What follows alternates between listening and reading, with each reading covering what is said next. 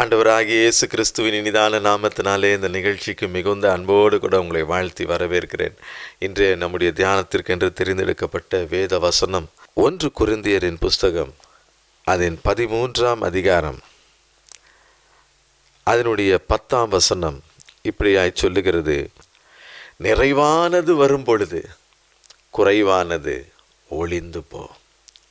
ஆம் பிரியமானவர்களே, மனிதர்களாகிய நம்முடைய வாழ்க்கையில் அநேக குறைவுகள், அநேக காரியங்களில் நாம் குறைவு உள்ளவர்களாக இருக்கிறோம். நாம் குறைவு பட்டு ஓடிக்கொண்டிருக்கிறோம். ஆனாலும் வேத வசனம் என்ன சொல்லுகிறது? நிறைவாகிய பரிசுத்த ஆவியானவர், நிறைவாகிய தேவன் நம் இருதயங்களுக்குள் ஊற்றப்படும் பொழுது, அவர் நமக்குள்ளாக வரும் பொழுது, நம்மிடத்தில் இருக்கக்கூடிய எல்லா குறைவுகளும் ஒளிந்து போம் என்று சொல்லி வேதம் சொல்லுகிறது. குறைந்து போகும் என்று அல்ல, குறைவுகள் எல்லாம் ஒளிந்து போம். அப்படியானால் பரிசுத்த ஆவியானவர், ஜீவனுள்ள தேவனாகிய கர்த்தர் மனிதனுக்குள் வாசம் பண்ணுகிறார். நாமே அவருடைய ஆலயம். தேவன் நமக்குள் வாசம் பண்ணுகிறார். அப்படி தேவனாகிய கர்த்தர் நமக்குள் வரும் பொழுது எல்லா குறைவுகளையும் அவர் நிறைவாக்குகிற தேவனாயிருக்கிறார். பரிசுத்த வேதாகமத்திலே அநேகருடைய வாழ்க்கையிலே காணப்பட்ட குறைவுகளை எல்லாம் தேவனாகிய கர்த்தர் அவரை நோக்கி பார்த்த பொழுது, அவருடைய முகத்தை நோக்கி பார்த்த பொழுது எப்படியெல்லாம் நிறைவாக்கினார் என்று சொல்லி மிக அழகாய் சொல்லப்பட்டிருக்கிறது. அவைகளிலே ஒரு சில காரியங்களை மட்டும் சுருக்கமாக தியானித்து ஜெபித்து முடிக்க விரும்புகிறேன். முதலாவது, அன்னாள் என்ற ஒரு சகோதரியை குறித்து நாம் பார்க்கிறோம்.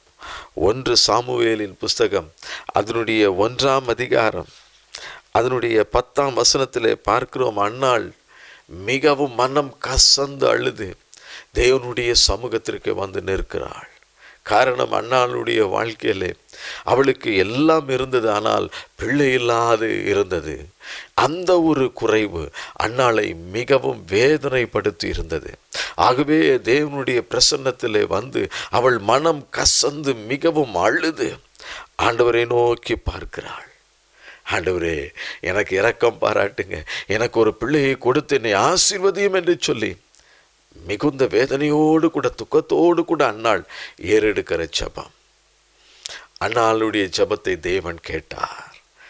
அந்த ஒரு குறை மிகவும் கசப்பானது என்பதை அறிந்த ஆண்டவர் அவளுடைய வேதனை கண்ணீரை பார்த்து ஆண்டவர் மனம் இறங்கினாள் அன்னாளுக்கு.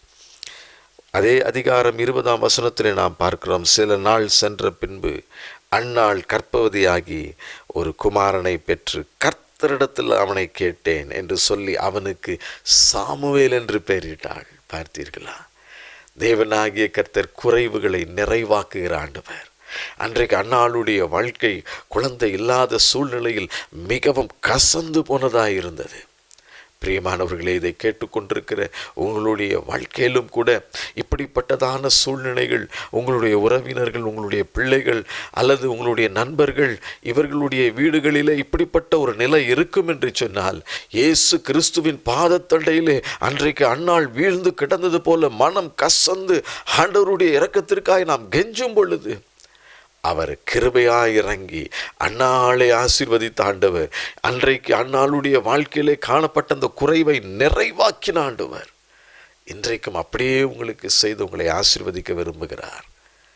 நிறைவான தேவன் வரும் பொழுது எல்லா குறைவுகளும் ஒளிந்து போ. ஆண்டவராகிய இயேசு கிறிஸ்து இந்த பூமியிலே மனிதனாய் உலாவி வந்த நாட்களிலே கானாவூர் என்ற ஒரு இடத்திலே ஒரு திருமணம் நடந்தது. அந்த திருமணத்திற்கு இயேசு கிறிஸ்துவும் அவருடைய சீஷர்களும் அவருடைய தாயாரும் அழைக்கப்பட்டிருந்தார்கள். அங்கே இயேசு இருந்த பொழுது அந்த திருமணத்திலே திராட்சரசம் குறைவுபட்டது. அந்த யூதர்களுடைய முறைமையின்படி அது ஒரு முக்கியமானது. ஆனால் அங்கு குறைவுபட்ட பொழுது அந்த திருமண வீட்டாருக்கு என்ன செய்வதென்று தெரியாமல் தவித்திருப்பார்கள். இயேசு அங்கு இருந்தபடியினால் அந்த குறைவை அவர் நிவர்த்தியாக்கினார், நிறைவாக்கினார். அந்த குறைவை ஒழித்து போட்டார். எப்படி? யூதர்கள் தங்களை சுத்திகரிப்பதற்கென்று வைத்திருந்த தண்ணீரை எடுத்து அதை பரிமாறும்படி கட்டளையிட்டார். அவர்கள் அதை பரிமாறின பொழுது அந்த தண்ணீர் ருசியுள்ள மதுரமான திராட்சரசமாய் மாறினது என்று சொல்லி யோவான் எழுதின சுவிசேஷம் 2ஆம் அதிகாரம் 1 முதல் 11 வரைக்கும் உள்ள பகுதிகளில் நாம் பார்க்கிறோம். ஆம், இயேசு கிறிஸ்து அந்த திருமண வீட்டிலே இருந்தபடியினால் அங்கு அந்த குறைவை நிறைவாக்கி போட்டார், குறைவை ஒழித்து போட்டார். ஆம் பிரியமானவர்களே, இன்றைக்கும் நம்முடைய வாழ்க்கையில் என்ன காரியம் குறைவுபட்டிருக்கிறது? எந்த காரியம் குறைவுபட்டதினால் சோர்ந்து போய் ஓடிக்கொண்டிருக்கிறோம்? தேவனாகிய கர்த்தர், அவர் வானத்தையும் பூமியையும் சிருஷ்டித்த சிருஷ்டிகர்த்தா, தன்னுடைய வார்த்தையினால் எல்லாவற்றையும் உருவாக்கின தேவன், அவர் திருமணத்திற்கு வரும் பொழுது அங்கு எல்லா குறைவுகளும் நிறைவாயிற்று என்று சொல்லி நாம் பார்க்கிறோம். நிறைவானது வரும் பொழுது குறைவுகள் எல்லாம் ஒளிந்து போகும். அதே போல பரிசுத்த வேதாகமத்திலே லூக்கா எழுதின சுவிசேஷம் 15ஆம் அதிகாரத்திலே 2 குமாரர்கள் ஒருவருக்கு இருந்தார். அதிலே இளைய குமாரன் தன்னுடைய தகப்பனுடைய ஆஸ்திகள் எல்லாவற்றையும் தனக்குரிய பங்கையெல்லாம் வாங்கி கொண்டு தூர தேசத்திற்கு போய் அங்கு அவன் இஷ்டம் போல வாழ்ந்து எல்லாவற்றையும் வீணாக்கி போட்டான். அது மட்டுமல்ல, அவன் சென்ற இடத்துல அந்த தேசத்தில் எங்கும் கொடிதான பஞ்சம் உண்டாயிற்று. அவனுடைய கையிலிருந்த எல்லாம் செலவழிந்து போயிற்று. அப்பொழுது அவன் குறைவுபடத் தொடங்கினான்.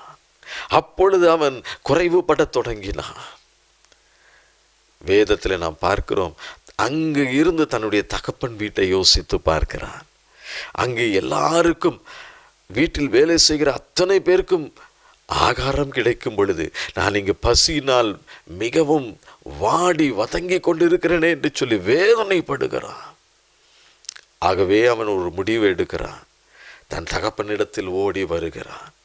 உங்கள் பிள்ளை என்று சொல்லுவதற்கு எனக்கு பாத்திரன் அல்ல, உங்கள் கூலிக்காரரில் வேலைக்காரரில் ஒருவராக என்னை வைத்து கொள்ளும் என்று சொல்லி கேட்கிறான். லூக்கா எழுதின சுவிசேஷம் 15ஆம் அதிகாரத்தில் இது சொல்லப்பட்டிருக்கிறது. ஆம், நம் தேவனுடைய சமூகத்திலே பாவத்தின் நிமித்தமாய், தேவன் விரும்பாத காரியத்தை செய்தது நிமித்தமாய், ஆண்டவருடைய பார்வையிலே பொல்லாப்பானதை செய்தது நிமித்தமாய் ஆசீர்வாதங்களை இழந்து போய் அல்லது ஒரு குறைவோடு ஓடிக்கொண்டிருக்கிற ஒரு நிலை இருக்கும் என்று சொன்னால், ஆண்டவருடைய இரக்கத்திற்காக மீண்டுமாய் மனம் கசந்து அழும் பொழுது ஆண்டவர் மனம் இறங்குவார். எந்த பாவத்தின் நிமித்தம், எந்த காரியத்தின் நிமித்தம், தேவனுக்கு பிரியமில்லாத காரியத்தை செய்தது நிமித்தம் குறைவு வந்திருக்கிறதோ, அந்த காரியத்தில் தேவன் மனம் இறங்கி ஒரு நிறைவை கட்டளையிடுவார். நாம் செய்ய வேண்டிய ஒரு காரியம், தன் பாவங்களை மறைக்கிறவன் வாழ்வடைய மாட்டான், ஆனால் அவைகளை அறிக்கை செய்து விட்டு விடுகிறவனோ இரக்கம் பெறுவான். ஆம், பாவங்களை அறிக்கை செய்து விட்டு விடும் பொழுது தேவாதி தேவனிடத்திலிருந்து நமக்கு ஒரு இரக்கம் கிடைக்கும். அப்பொழுது நிறைவான தேவன் ஆவியானவர் நமக்குள் ஊற்றப்படுவார். பாவங்களை மன்னிக்கிறவர், தம்முடைய பரிசுத்த இரத்தத்தினால் கழுவி சுத்திகரிக்கிறவர், எல்லா பாவ அசுத்தங்களையும் எடுத்து நிறைவான தேவ ஆவியானவர் நமக்குள் ஊற்றப்படும் பொழுது எல்லா குறைவுகளும் ஒளிந்து போகும். இதை செய்வதற்கு தேவன் ஆவலோடு இருக்கிறார். நிறைவானது வரும் பொழுது குறைவானது ஒளிந்து போகும். ஆண்டவராகிய இயேசு கிறிஸ்துவின் நாட்களிலே சகேயு என்ற ஒரு மனிதனை குறித்து நாம் வேதத்திலே பார்க்கிறோம். அந்த மனிதன் இயேசு எப்படிப்பட்டவரோ என்று சொல்லி பார்க்கும்படி ஒரு காட்டத்தி மரத்தில் ஏறி அமர்ந்து கொண்டிருக்கிறார். இயேசு அந்த இடத்திற்கு வந்த பொழுது சொல்லி வைத்தார் போல அந்த இடத்துல நின்று அவனுடைய பெயரை இயேசு சொல்லி கூப்பிட்டு, சகேயுவே, நீ சீக்கிரம் இறங்கி வா, நான் இன்றைக்கு உன் வீட்டிலே தங்க வேண்டும் என்று சொல்லி அவனை அன்போடு அழைக்கிறதை நாம் பார்க்கிறோம். லூக்கா எழுதின சுவிசேஷம் அதனுடைய 19ஆம் அதிகாரம் 9ஆம் வசனத்தில் நாம் பார்க்கிறோம், இயேசு சகேயுவினுடைய வீட்டிற்குள் பிரவேசித்த பொழுது அவர் சொன்ன ஒரு காரியம், இன்றைக்கு இந்த வீட்டிற்கு ரட்சிப்பு வந்தது. இன்றைக்கு இந்த வீட்டிற்கு ரட்சிப்பு வந்தது. சகேயு என்ன சொன்னார்? ஆண்டவரே, நான் யாரிடத்திலாவது அநியாயமாக எதையாவது வாங்கியிருப்பேன் என்று சொன்னால் திரும்ப நாளத்தினையாக திரும்ப கொடுத்து விடுகிறேன். சகேயுனுடைய வாழ்க்கையில் இதுதான் ஒரு குறை. அநியாயமாய் அநேக காரியங்களை செய்து வந்திருக்கிறான். அதிலிருந்து கர்த்தர் அவனை விடுவித்தார். எப்படி நிறைவான தேவன் அவனுடைய வீட்டிற்குள் பிரவேசித்த பொழுது, அவனுடைய இல்லத்திற்குள் வந்த பொழுது எல்லா குறைவும் ஒளிந்து போனது. அவன் மனக்கண்கள் திறக்கப்பட்டது. தன் குறையை அறிக்கை இடுகிறான். நான் யாரிடத்திலாவது அநியாயமாக எதையாவது செய்திருப்பேன், வாங்கியிருப்பேன் என்று சொன்னால் அதை திரும்ப நான் கொடுத்து விடுகிறேன், பல மடங்கு திரும்ப கொடுக்கிறேன் என்று சொல்லி சகேயுனுடைய வாழ்க்கையில் ரட்சிப்பு, அந்த வீட்டிற்கு ரட்சிப்பு. நிறைவான தேவன் அந்த வீட்டிற்குள் வந்த பொழுது எல்லா குறைவுகளும் ஒளிந்து போயின. இன்றைக்கும் இயேசு நம்முடைய இல்லத்திற்குள், நமது வீட்டிற்குள், நம்முடைய உள்ளத்திற்குள் வருவார் என்று சொன்னால், நம்முடைய வாழ்க்கையிலே, நம்முடைய வீட்டிலே, நம்முடைய இல்லத்திலே காணப்படுகின்ற எல்லா குறைவுகளும் நிறைவாகும், அவைகள் எல்லாம் ஒளிந்து போகும் என்று சொல்லி நாம் வேதத்திலே நாம் பார்க்கிறோம்.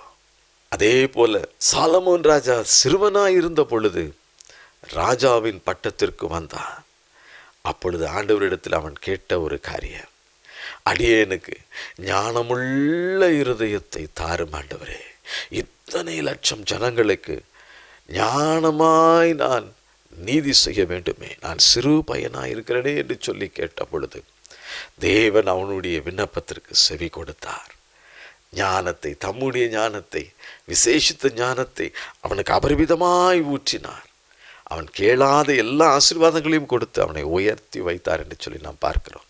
இன்றைக்கு நம்முடைய வாழ்க்கையிலும் ஒருவேளை ஞானத்தில் நாம் குறைவுள்ளவர்களாக இருப்போம் என்று சொன்னால், ஆண்டவரை நோக்கி பார்த்து, ஆண்டவரே, என்னுடைய வாழ்க்கையில் ஞானம் இல்லாமல் காரியங்களை செய்து விடுறேன், ஞானம் இல்லாமல் பேசி விடுகிறேன் என்று சொல்லி ஞானத்தை தாரும், உம்முடைய ஞானத்தை தாரும் என்று சொல்லி கேட்கும் பொழுது அந்த குறைவை நிறைவாக்குவார். எலியாவின் நாட்களிலே அந்த தேசத்திலே பஞ்சம் உண்டான பொழுது அந்த சாரிபாத்து விதவையின் வீட்டிலே அவர்கள் சொல்லுகிறார்கள், கொஞ்சோண்டு மாவு இருக்கிறது, கொஞ்சம் எண்ணெய் இருக்கிறது, இதை வைத்து நானும் என் பிள்ளையும் சாப்பிட்டு மரித்து போகலாம் என்று யோசித்து கொண்டிருக்கிறோம், எல்லாம் குறைவானது, முடிந்தது என்று சொல்லுகிறார்கள். அப்பொழுது எலியா சொல்லுகிறார், தீர்க்கதரிசி சொல்லுகிறார், 1 ராஜாக்களின் புஸ்தகம் 17ஆம் அதிகாரம் 13ஆம் வசனத்திலே, முதல் அடையை எனக்கு ஒரு சிறியதாய் பண்ணி கொண்டு வா, பின்பு உனக்கும் உன் குமாரனுக்கும் பண்ணலாம். எவ்வளோ பெரிய காரியம் பார்த்தீர்களா பிரியமானவர்களே? அது என்ன நடந்தது என்பது நமக்கு தெரியும். அந்த பஞ்ச காலம் முடியும் வரைக்கும் அந்த மாவு குறையவில்லை, எண்ணெய் குறையவில்லை. அவர்களை கர்த்தரே போஷித்தார். ஆனால் அவர்கள் என்ன செய்தார்கள்? முதலாவது அதிலே ஒரு சிறிய அடையை எனக்கு செய்து கொண்டு வா என்று தீர்க்கதரிசி சொல்லுகிறார். நம்முடைய வாழ்க்கையிலும் முதலாவது தேவனுடைய ராஜ்யத்தையும் அவருடைய நீதியையும் நாம் தேடும் பொழுது நம்முடைய வாழ்க்கையிலே அந்த தேவ ஆவியானவர் நிறைவாய் நமக்குள் வருவார். நம்முடைய குறைவுகள் எல்லாம் ஒளிந்து போகும் என்று சொல்லி நாம் பார்க்கிறோம். பிரியமானவர்களே, அப்படி என்று சொன்னால் அதிகாலை நேரங்களில் ஆண்டவருடைய சமூகத்தில் காத்திருந்து முதலாவது ஆண்டவருக்கு செலுத்த வேண்டிய மரியாதையை செலுத்தி, கனத்தை செலுத்தி, ஆண்டவருக்கு நன்றி சொல்லி அந்த நாளை நாம் ஆரம்பிப்போம். ஆண்டவருடைய பிரசன்னத்தில் அவருடைய கிருபையை பெற்றுக்கொண்டவர்களாய் ஒரு நாளையும் நாம் ஆரம்பிப்போம் என்று சொன்னால் அந்த நாள் முழுவதும் எல்லா குறைவுகளும் நிறைவாகும் என்று சொல்லி வேத வசனத்தின் அடிப்படையில் நாம் பார்க்கிறோம். நிறைவானது வரும் பொழுது குறைவானது ஒளிந்து போ. எல்லா குறைவுகளையும் நிறைவாக்குகிற ஆண்டவரை நோக்கி பார்ப்போம். தகப்பனே, நம்முடைய பிள்ளைகள் ஆண்டவரே என்னென்ன காரியம் குறைவுபட்டிருக்கிறது, இந்த காரியத்தில் நான் குறைவோடு ஓடிக்கொண்டிருக்கிறேனே, வேதனையோடு ஓடிக்கொண்டிருக்கிற இந்த குறைவின் நிமித்தமாய் அநேக பழி சொற்கள், அவமானங்களுக்கு, நிந்தைகளுக்கு மத்தியிலே வேதனையோடு துக்கத்தோடு ஓடிக்கொண்டிருக்கிறேன் என்று சொல்லி நினைக்கிற எல்லா காரியங்களிலும் ஆண்டவரே இன்றைக்கு ஒரு நிறைவை கட்டளையிடுவீராக. முதலாவது உம்முடைய சமூகத்திலே ஆண்டவரே உம்மை தேடுகிற ஒரு இருதயத்தை தாரும் ஆண்டவரே. பாவங்களை அறிக்கை செய்து விட்டுவிடுகிற எவனும் இரக்கம் பெறுவான் என்ற வசனத்தின்படி அறிக்கை செய்கிற உடைய பிள்ளைகளுக்கு இரக்கத்தை கட்டளையிடுவீராக. பிள்ளைகளை அப்படியாய் ஆசீர்வதிப்பீராக. உடைய கிருபைக்குள் மூடிக்கொள்ளும் இயேசுவின் நாமத்தில் கேட்கிறோம் பிதாவே, ஆமென். கர்த்தர் தாமே உங்களை ஆசீர்வதிப்பாராக. ஆமென்.